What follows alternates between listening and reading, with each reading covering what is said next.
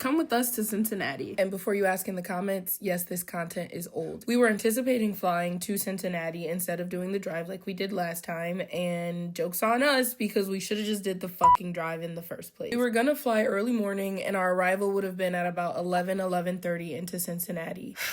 Problems started with the first flight. We got on the plane and they told us that they needed to de-ice the plane. We had to wait about an hour before the guy came to de-ice the plane, and then de-icing actually took another 20-30 minutes. So all of that meant that we missed our layover flight. And then the next available flight wasn't until 7 p.m. We had arrived in Chicago at about 8 or 9 o'clock, so that would have left us with like 10 hours to kill. It just made more sense to drive considering we could get there in 5 hours, so that's what we did.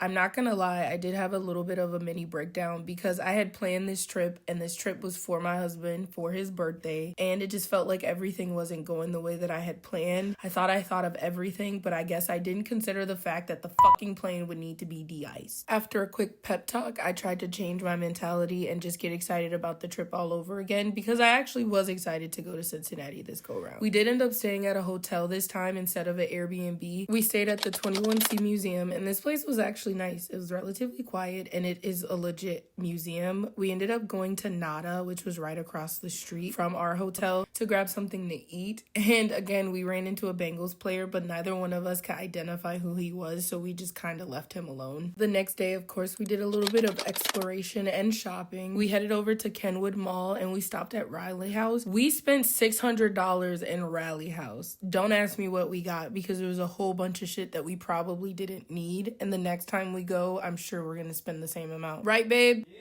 Anyway, we ended up going to the Newport Aquarium, which was really fun. We got to see the animals. This albino alligator I 100% thought was fake. It was not moving. We ended the night with some views, and then the next day was game day. The first time we were here, we just went straight to the stadium and we didn't do any tailgating, but this time we had to go to Bengal Jim's tailgate. This man won a signed Jamar Chase jersey. He also won a pylon signed by Evan McPherson, and then I believe there was a Chase Brown bobblehead. He has the best luck, and the tailgate was fun. The game was fun. We went to a bar afterwards. Honestly, Houday Nation is probably the best fan base. Maybe I'm a little biased, but I said what I said. Bye.